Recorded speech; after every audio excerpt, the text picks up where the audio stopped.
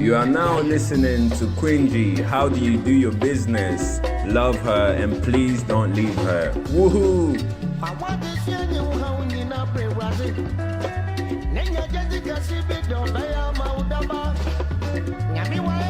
Alright, young tell him, and I am blue. Young confuse you, and I am right. I make a sam show. Open radio, TM, so yeah, TG and radio. Quingy, on a web or obey entertaining, obey Kitty, obey boy, and Mamma. Keep to listening. Quingy. Fire.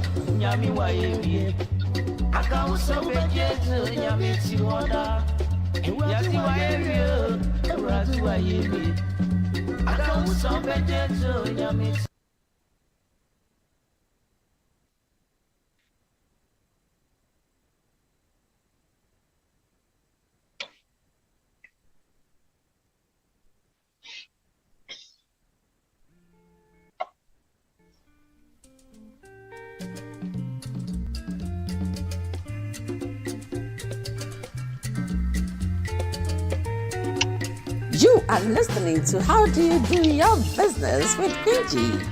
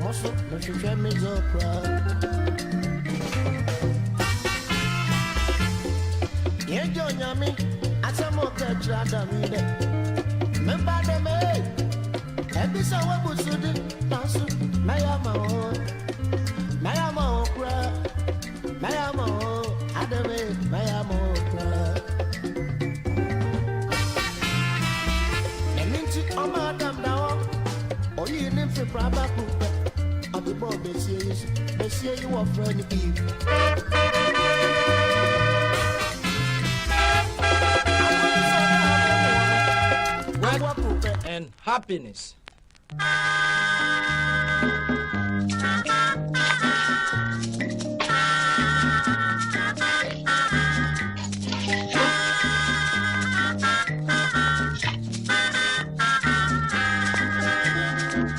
I will give my best. You will give your best. We will give our best to beautiful Ghana. Work and happiness, yes, I must confess, it will bring success for beautiful Ghana. United farmers and workers of Africa, God will bless you wherever you are. Work and happiness, yes, I must confess, all must give their best for beautiful Ghana.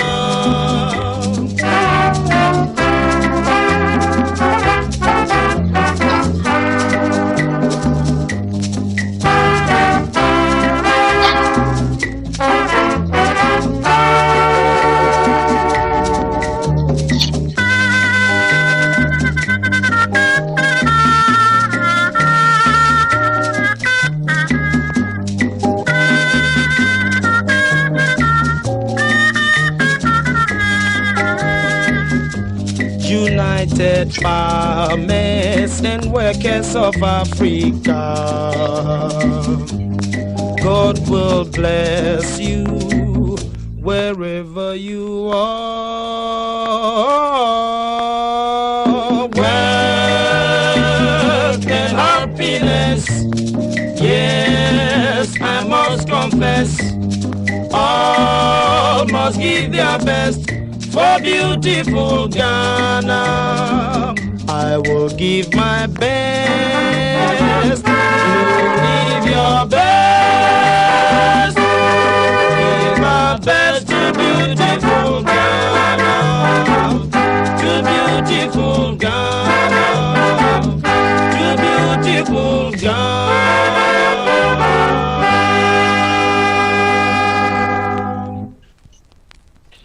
I will give my best.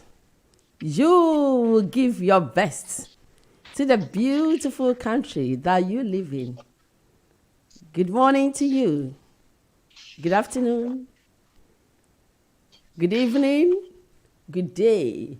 Wherever in this world that you are and listening to the sound of my voice and watching me live from Facebook. How are you doing this morning? I believe you are doing just fine. This morning, as always, I am so excited because I have got with me, yes, on the phone or on Zoom, someone who is going to talk to us all about property services, landlords and tenants' responsibilities. What is your responsibility as a landlord or a tenant? Everything you need to know is going to be on the show this morning. So I want you to fasten your seatbelt as you listen to us this morning. Do not go anywhere. Just have a listen to the music or the song that is coming up, and right after that my guest will come live. In fact, he's on the phone, and we are going to chat with him to teach us, so we will also learn and we will know what to do when it happens. So stay tuned and have a listen. Thanks for joining me this morning.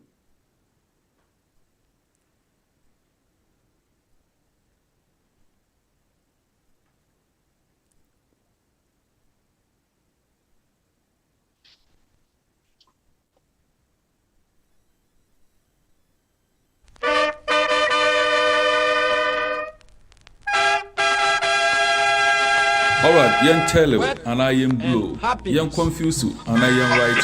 I make a sancho, open radio, so yeah, TG and radio. NG, on a web or obey entertaining, obey kitty, obey what I'm with my boss. Keep to listening. NG, fire. You are listening to How Do You Do Your Business with Quincy. You will give your best. We will give our best to beautiful Ghana. Work and happiness, yes, I must confess. It will bring success for beautiful Ghana. United Farmers and Workers of Africa. God will bless you wherever you are. Work and happiness, yes, I must confess. All must give their best for beautiful Ghana.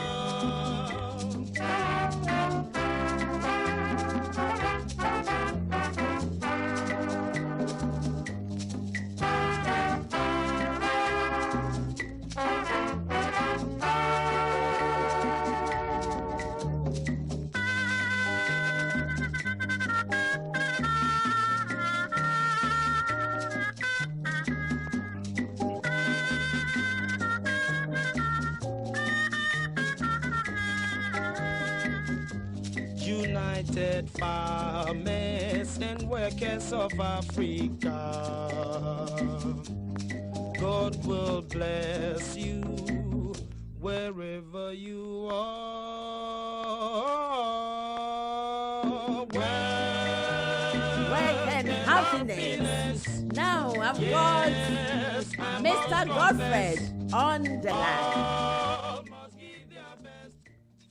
Please, good morning to you, Mr. Godfred. Hello, good morning. How are you doing this morning? I'm great by God's grace. And yourself? I'm good. I'm feeling better. I am doing well. Thank you so much. Thank you so much for joining us this morning. It's my pleasure. You're welcome. So this morning we're talking about property services. Responsibilities of landlords and tenants. First of all, I want to know, who are we talking to? Okay, our audience should be tenants. Mm-hmm.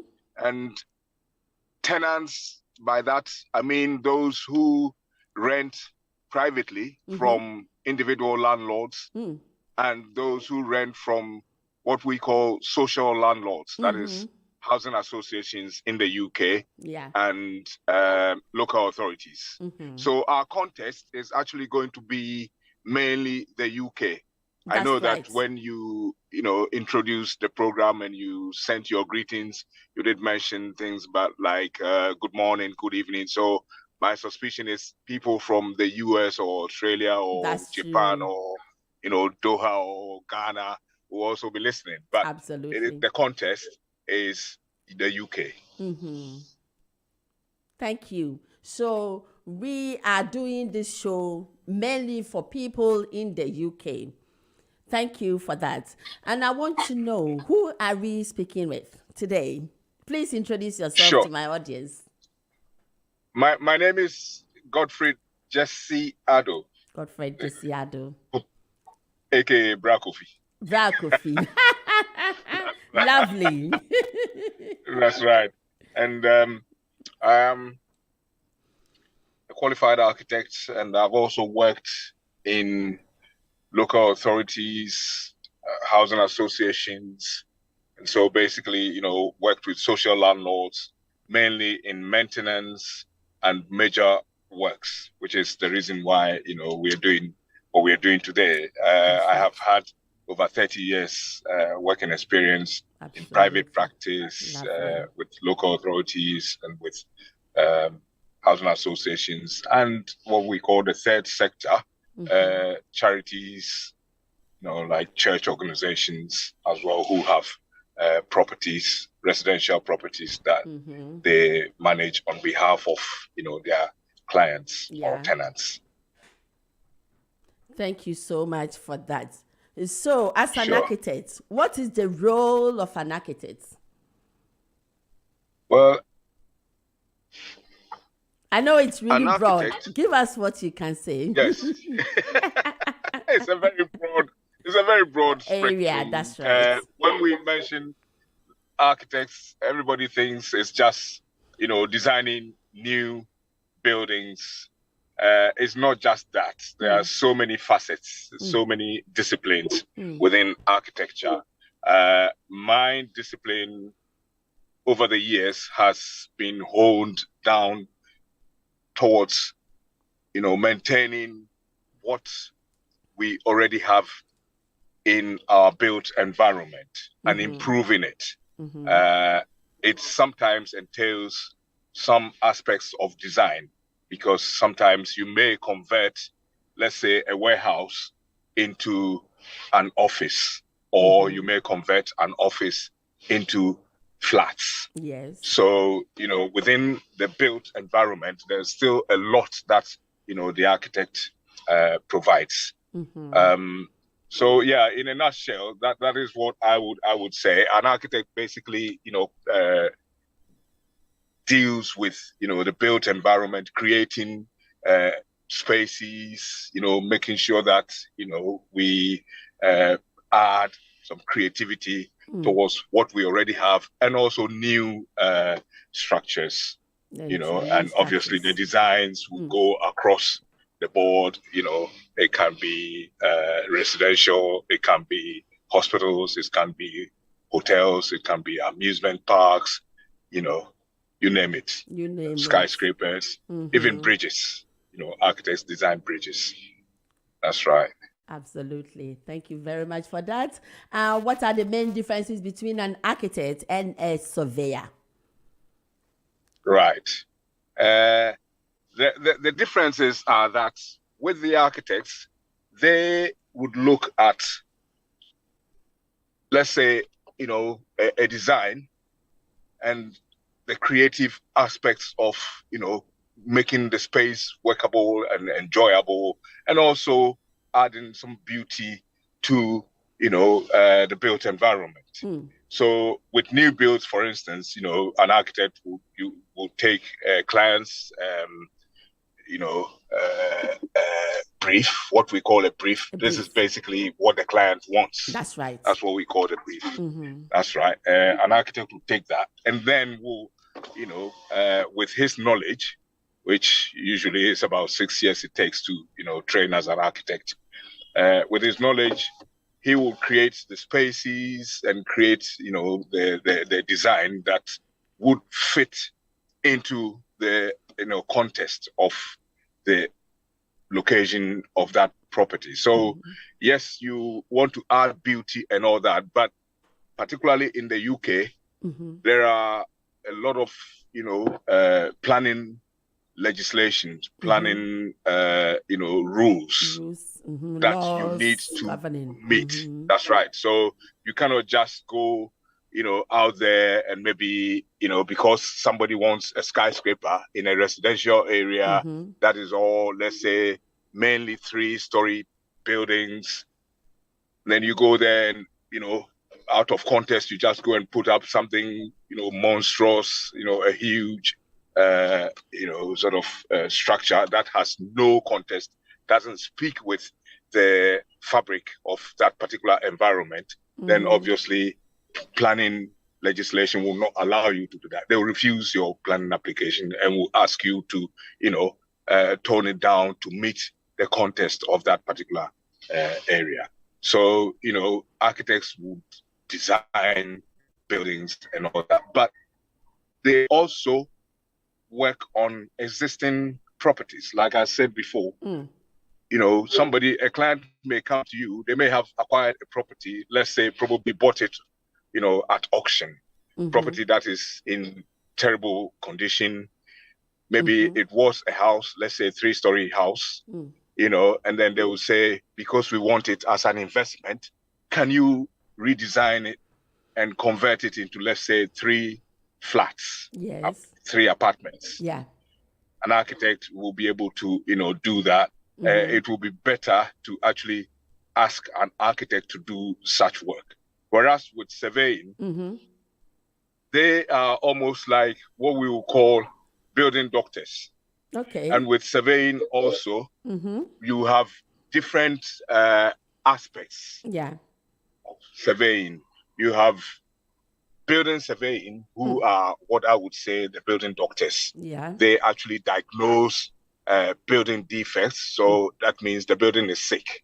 So, a building surveyor will actually come there and find out what that building is suffering from, what disease, so to speak, That's right. the building is suffering from, and will identify it, and will, so that will be what they will call diagnostic survey. Say they will be, they will identify what is wrong with that property and what can be done to, fix it so that it can provide a safe, habitable space for people to live in or work in, depending on whatever that purpose that building is. That is building surveying. There's also what we call quantity surveying. So with quantity surveying, they mainly, as the word stands, quantities. Yeah. So Quantities, when you are dealing with, let's say a project, the quantity surveyor would break down the processes in terms of quantities. So let's say, a building needs windows, it needs roofs, it needs, floors, it needs inside, let's say plastering, it needs decoration, it needs doors, it needs mechanical and electrical services. Mechanical services being things like heating and, plumbing. That is mechanical services. And then the electrical services. So all these things, the building surveyor will quantify them. So after the architect has designed the building surveyor, and then obviously they will add what we call specification. So specification is basically specifying what items need to come in to get the complete building undertaken. So in effect, all these team of building consultants actually come together. There's also, of course, the structural engineer as well. So they all come together, build that particular structure on paper before a contractor actually puts it up on site. So that quantity surveyor, after all these elements, the drawing has been done, the specification has been put together, he then takes them up, basically pull them apart into the specific elements. So you say maybe windows, depending on whatever you've specified, you need 100 windows. Different sizes, they will put them all in schedules. The architect would have done that anyway. So the quantity surveyor will put all these items and put quantities against them. So let's say maybe windows, there are different sizes. So he'll count all of them on the drawings. So let's say a window of 10 by 2, say whatever, whether it's feet or, let's say feet, 10 by 2 feet windows, 10 by 5 feet windows, whatever. They've got it all together. And then he'll put them all in quantities, and then they'll put together depending on the size of the project, because all these things that I'm talking about all depend on the size of projects. If a small project, you will not go and, kill an ant with a sledgehammer, as we say. So if it's a very small project, you might not need a quantity surveyor service. But I'm talking about large projects where quantity surveyor service is important, so that when you go out to tender, you invite contractors to give you a price, their price for building that structure. They will all price the same document so that you can make proper comparisons. So all these things are prepared by the quantity surveyor. He puts together all that we may call bill of quantities, and then they will take it to go and invite contractors to put their prices for. And then we also have valuation surveyors. Valuation surveyors are those who, sometimes they may call them valuers. So they go out there. You've got a property that you might want to buy, or you might want to sell, or maybe you've been lucky and your parents have gifted you a property. They will go out there, they will value that property, and then say that this property, in the current state of it, in the current market condition, will cost so much. And they can break it down into build costs or market valuation. So that is the other aspect of surveying. So there are three major Mr. Jesse aspects. Please, Hello. just in case if your link goes off, come on again. Just click the link and come on again, just in case it goes off. Okay. So I wouldn't lose you. Thanks. Okay. Thank you. Okay, thank you. Yes. So please go ahead. We are listening. Sure. So that's the differences that I've given about architects and surveying. or surveyors. Absolutely So basically beautiful. architecture Thank you. and surveyors. But having said that, there is somewhere that they kind of, merge. And so you may have some practices, let's say, consultancies that would have a team of architects and surveyors, and sometimes even structural engineers, who are basically concerned with the structural stability of the property. So right from foundations to the floors to the walls, or coming or being intertwined and linked together so that nothing gives way. So with the structural engineers, for instance, if you have a property, particularly in the UK, most of the traditional buildings are on very, very shallow foundations, because especially in London, for instance, the land is mainly clay. And so what the Victorians did was they did something they call floating foundation, mainly bricks, not even concrete foundations, bricks that was spread, and as it was coming up, it became thinner. So at the base, it's made broader. And then as they're building up, then it becomes thinner before you see the wall up, above the ground. And most of these properties, particularly where you have large trees growing up, close to buildings, the roots can cause problems in the soil where, especially, during dry weather, the roots might suck too much of the water in the ground and cause, disturbance or instability in the ground that the building is sitting on. And this can ultimately affect the foundation, which then affects the walls and cause what we call subsidence. So stuff like that, the structural engineers be involved. Of course, in this country, every property will have insurance, apart from probably large, housing organizations who may decide that it's not worth having insurance. So they will but it's only large organizations. If you're individual, it's in your own interest to have your property insurance. This is just a bit of digression.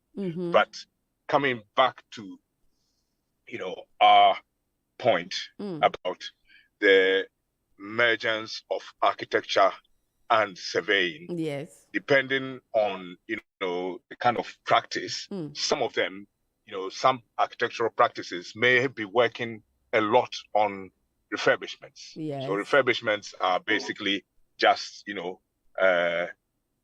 spicing up an old property. Talking about refurbishments, if your neighbor is doing what you call party walls, the name is so beautiful, but is it fun as we hear it? What's your responsibility as a neighbor when your neighbor is doing party wall? What can you do, and what should your neighbor do? What do you expect your neighbor to do for you? Okay. I mean, it sounds very interesting, like a wall that is going to a party or something. It's not like that. It's not a wall that is going to a party. It's basically, especially in the UK, most of the urban areas have properties that we call terraced properties. So these properties are semi-detached. That's right. So these properties are all lined up along a street, so there is no space between your property and your neighbor's property. So what divides it to make sure that everybody has their own independent section, even though the buildings are linked up, is this party wall. So it's basically a wall that separates two adjoining properties. Adjoining properties meaning they are linked next to each other. So the wall that divides the two adjoining properties is the party wall. And to ensure that there's good neighborliness and less disputes, the authorities, decided that there's the need to have. Yeah. I think he's gone. He will be back soon. So let's have a listen to the song and we'll be right back as he returns.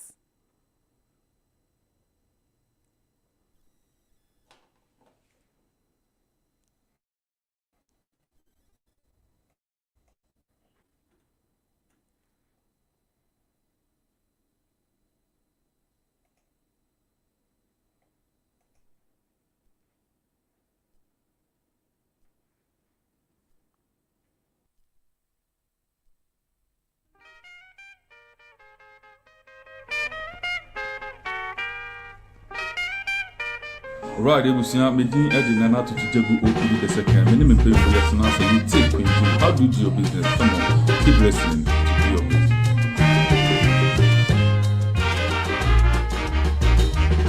Wama wuye miyase Ebi ana menye ni papa di madia Nasi kaka krama peja me manu Odi ayanu uye Eja me maya ya yo Ama me maya ya mo bro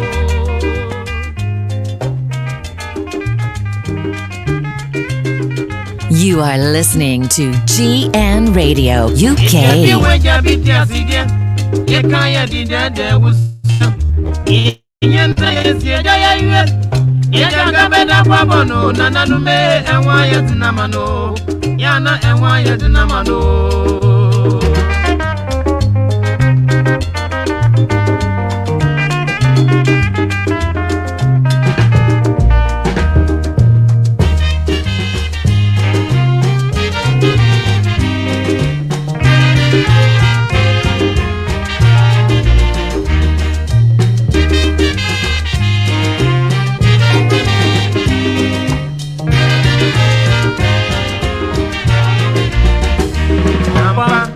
Nanum kaya, odu pontu to bravo nesi nanai. Inti mika ni sema ya yelio, ebiana ya mika bio.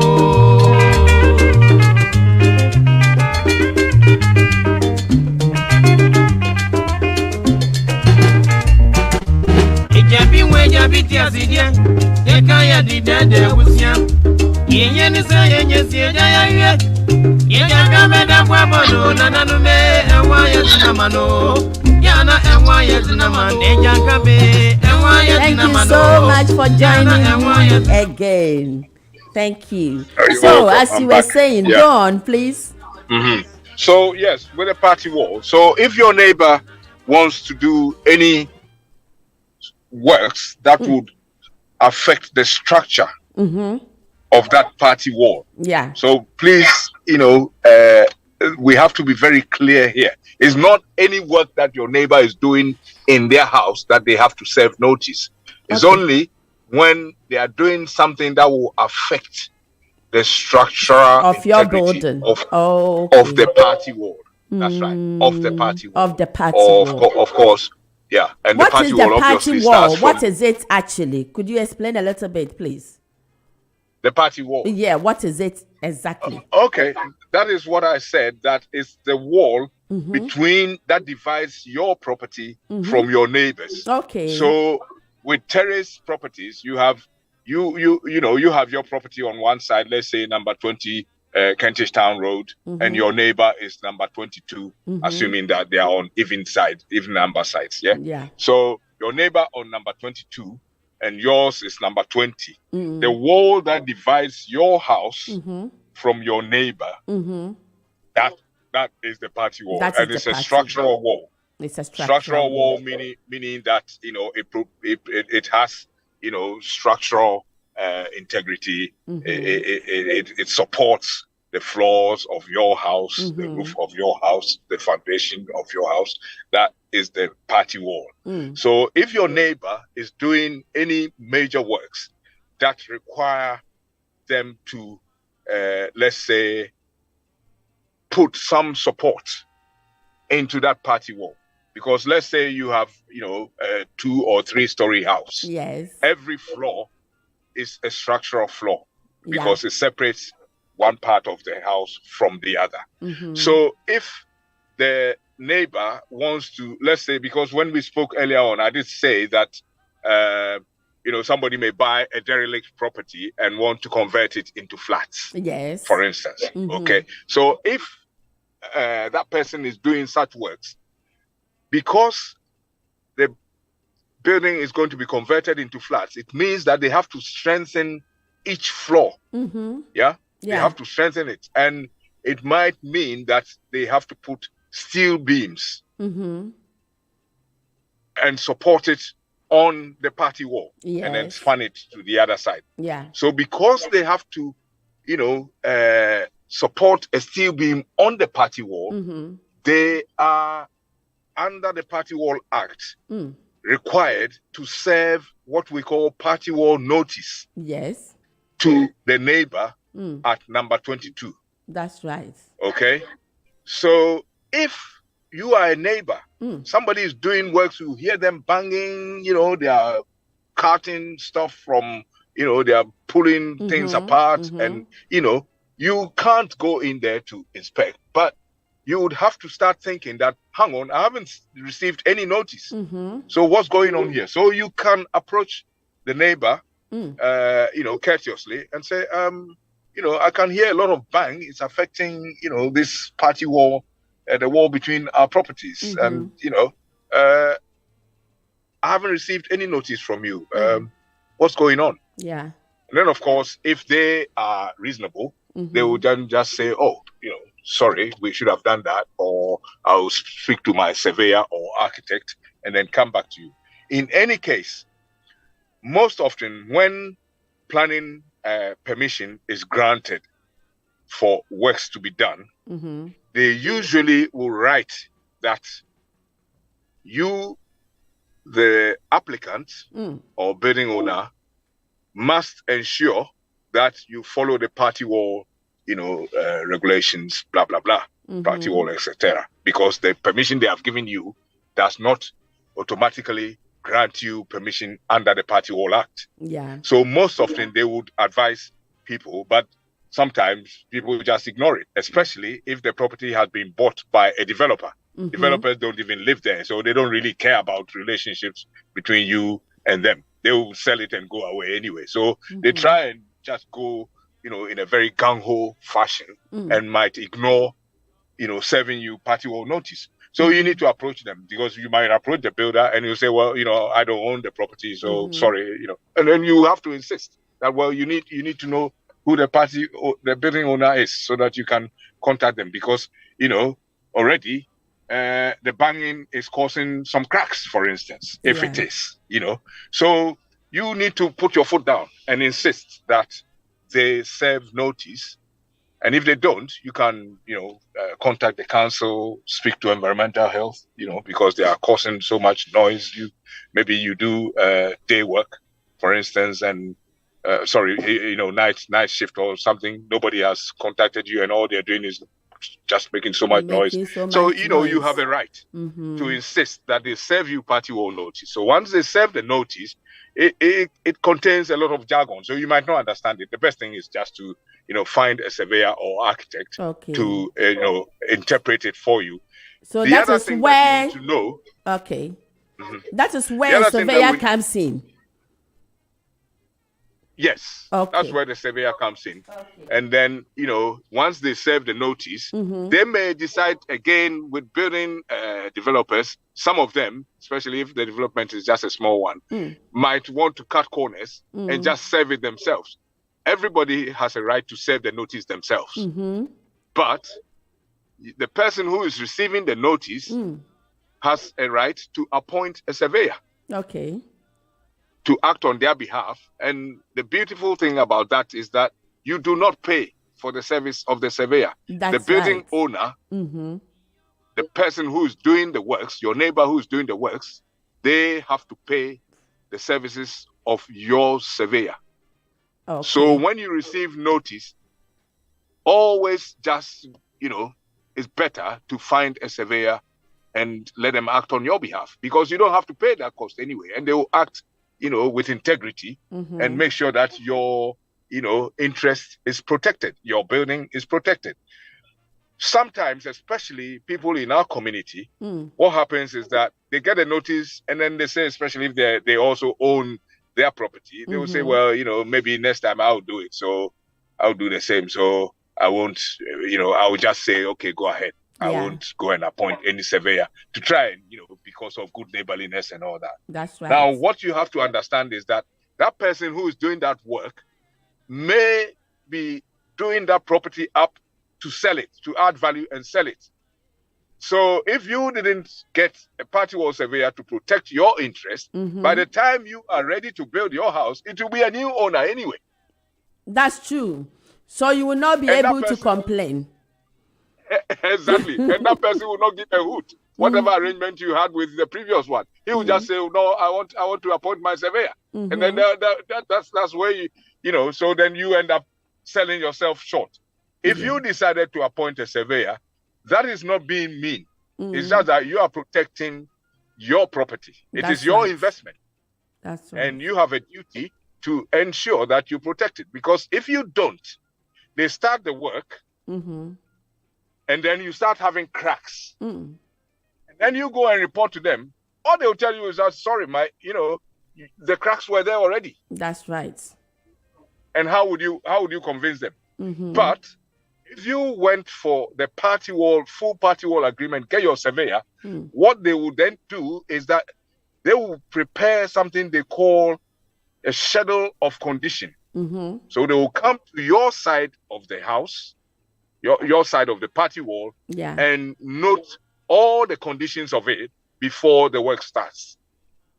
Thank you. So if there are no cracks, if there are little cracks, whatever, they will do notes and also take photographic evidence. And they will put all that together in what we call a party wall award.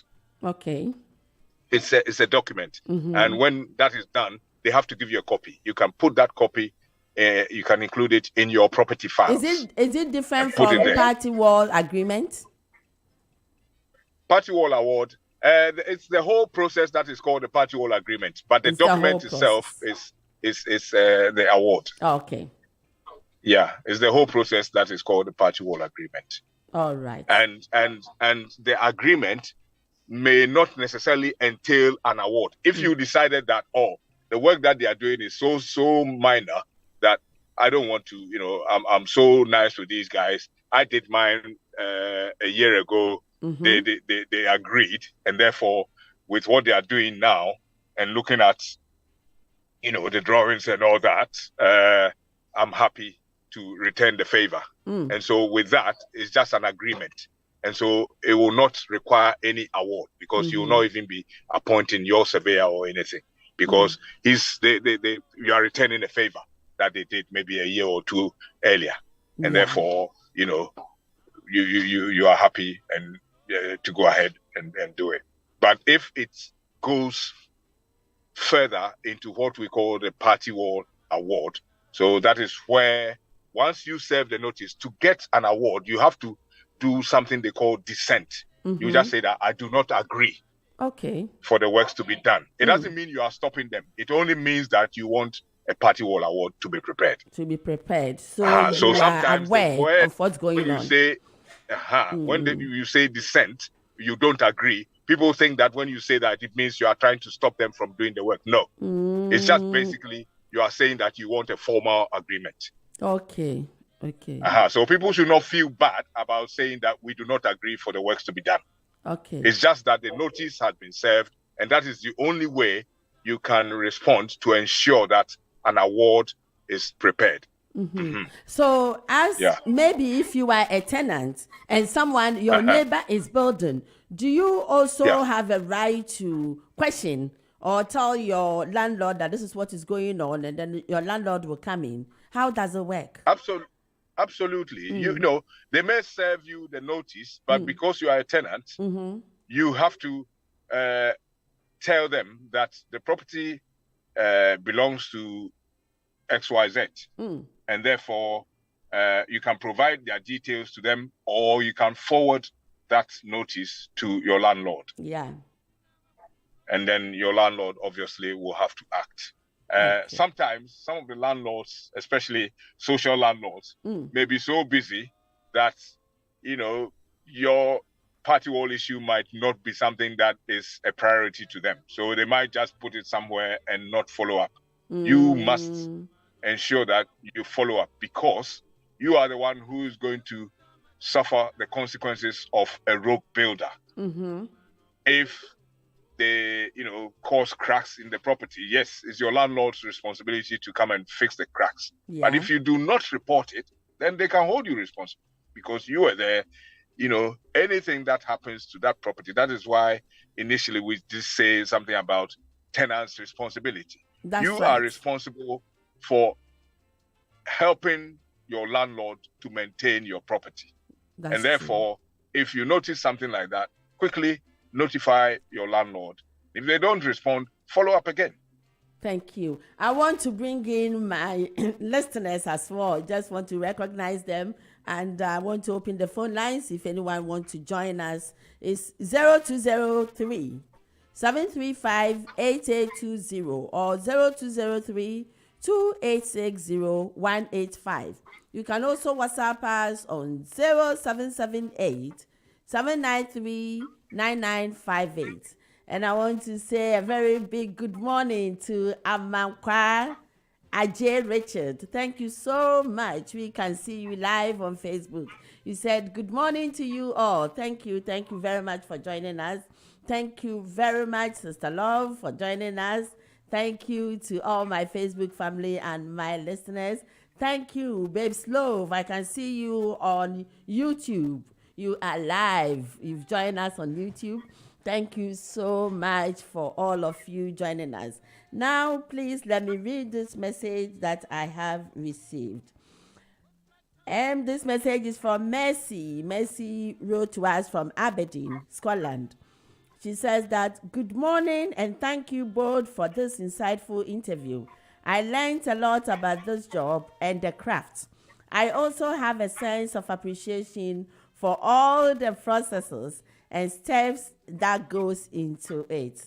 Oh, thank you so much for that message, Mercy. And this is also from Amma. Amma is texting from Takrady, Ghana. She says that, good morning. Good morning, Queen G. I am loving the show. Thank you for always educating me every Saturday morning before I start my day. Oh, that's lovely. Thank you for that message. And this message is also from Kwame. Kwame says, thank you, Godfred, for sharing your expertise with us, especially regarding the party wall survey agreement. This one is very useful to me. So thank you, Godfred. There you go. They are thanking you for the good work done. And this one is Nanaya. Nanaya is saying that, I get afraid sometimes to ask my landlord if something goes on in my property. How do I approach my landlord if my heater is not working? This is a question to you. Sure. I can answer that. Okay. We get such questions very, very often, and it's really, really sad that most tenants don't feel empowered enough to complain. They feel that if they complain, the landlord might, chuck them out. Now, in UK in particular, there are landlords and tenants' responsibility when they rent properties. And it is usually included in the tenancy agreement. Yeah. So when you rent a property, you need a tenancy agreement. I do appreciate that sometimes, particularly with private landlords, you may not be given a full tenancy agreement because maybe you've just, rented one small room or something. However, you do have rights, and no landlord can bully you out of their house because you have, reported something that is not working. Landlords have a duty to provide properties or homes that are safe for people to live in. Properties that are habitable. And there is, there are some yardsticks we use in assessing the habitability of a property. Yes. It must be warm. It must have, water, electricity, cooking facilities. So in this country, if you want to sell a property and that property hasn't got a kitchen, whoever is buying it, if they want a mortgage, they will not get it. Yes. Unless you are buying it cash with a view to, refurbishing it and, otherwise, you will not get a mortgage because you do not provide cooking facilities. In the old Victorian era where people were, so you are poor or something, so anything would go for you. The rules and the laws in this country have changed significantly that, the fact that a property hasn't got a kitchen, you will not be able to get a mortgage. So it's all linked up, you see, so that people sell properties that are habitable, have all the facilities. So back to your heating, the landlord. We've got 2 minutes to go, so make it quick for me. Sure. You will definitely come back on the show to educate us more. Sure. Okay. So the landlord, you have the right to report to the landlord. They cannot do anything to you.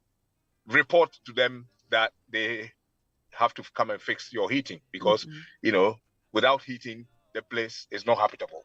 That's right. And also when it comes to boiler, they have a certain months or years that they should service. But talk to us a little bit about that. Boiler services. Yes, quickly. Yeah. Yes. Gas safety regulations in this country requires that all gas appliances have to be tested every year. So within the 12 calendar months, they have to test it. They have to provide certificates to the tenants.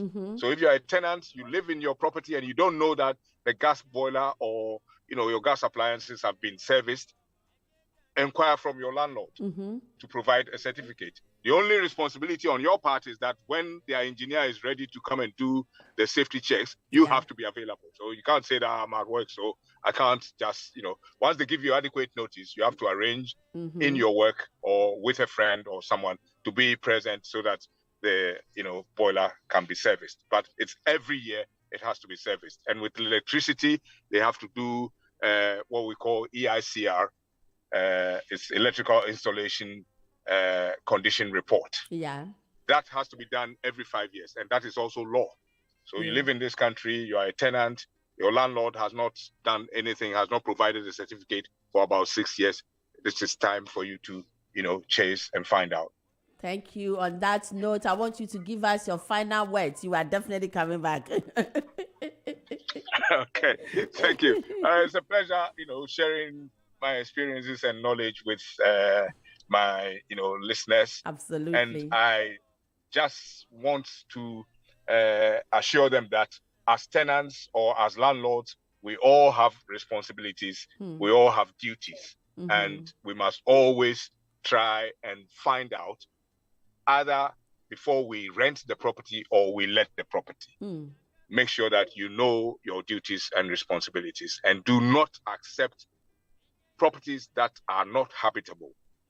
Properties that have cracks, properties that have dampness, condensation, all those things. It means the properties are not habitable. There are certain, defects that they call them category 1 defects, like structural dampness and, cold conditions, no heating, no hot water, no, proper washing facilities. They are all category 1, sort of defects. And those ones need to be addressed straight away. Yes. So when you are a tenant, make sure that you know these things. When you are a landlord and you are renting properties, yes, I know you want your money, but also make sure know that people also have rights as well. You know, if you have problems and you do not report it, especially damp conditions, you are buying sickness that would manifest itself in future. So your property is damp.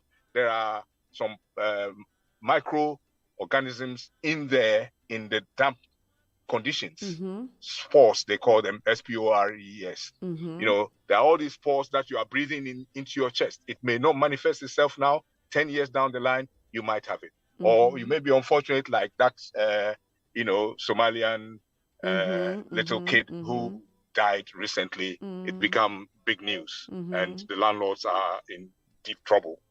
All those things you need to make sure that when your property is not, you know, has got too many, defects or damp conditions and all that, please do not be quiet. Don't be scared of your landlord. Report it to them, and they have a duty to make sure that they provide you with a safe, habitable place to live. Thank you so much. Thank you so much for joining us. And we hope to see you again next time. Next time soon, actually. So have a blessed day. And same to you. It's my pleasure for coming in. Thank you very much. And you're welcome. As always, I say, I love my listeners. So you too, love me and don't leave me. Woo! Come on. Until we meet again. Have a lovely day. Bye. Bye.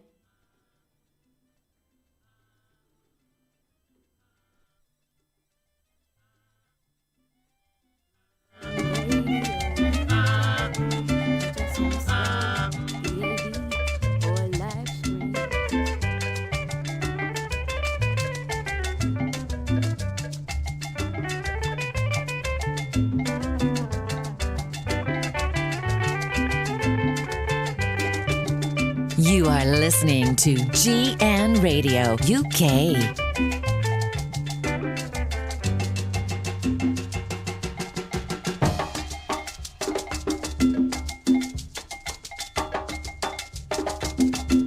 Right, we see how many edges and how to take OPD the second. Minimum pay for your answer. You take PG. How do you do your business? Come on, keep listening to do your business. All right, young Tello and I am Bro, young Confuse and I am Writer. I make a Sancho, open radio TM, so yeah, TGN radio. Indeed, on a web or entertaining, or educating, or what I'm with Marcos. Keep to listening. Indeed, fire.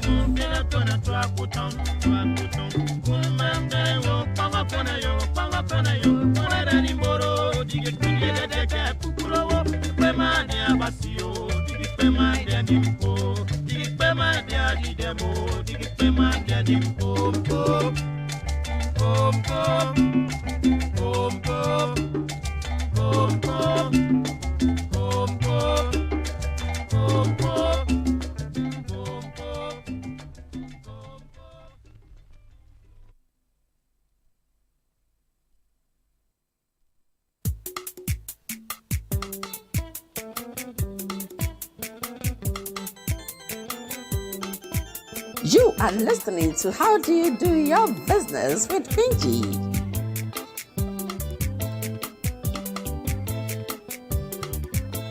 Inti young corner boko baby aba baby young corner boko see my jolly what's up people, it's your boy Mr. Drew and you're listening to GN Radio. Don't touch that dial, silly.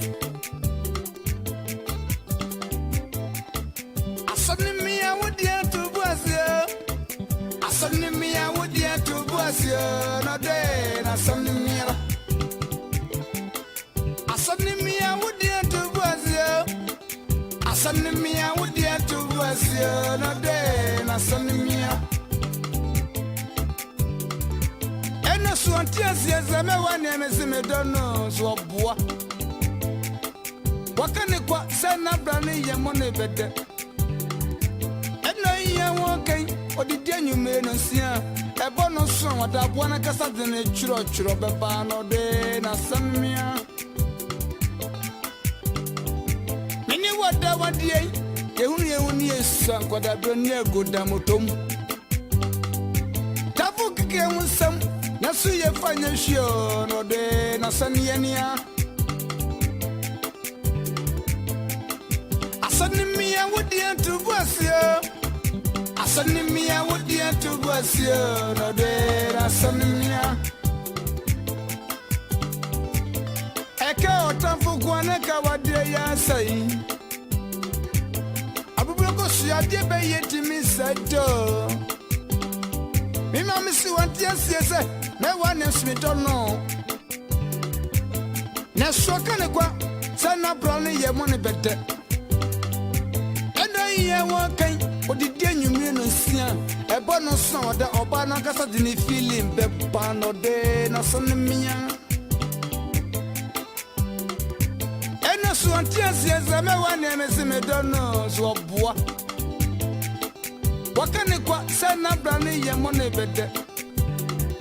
You are listening to GN Radio UK.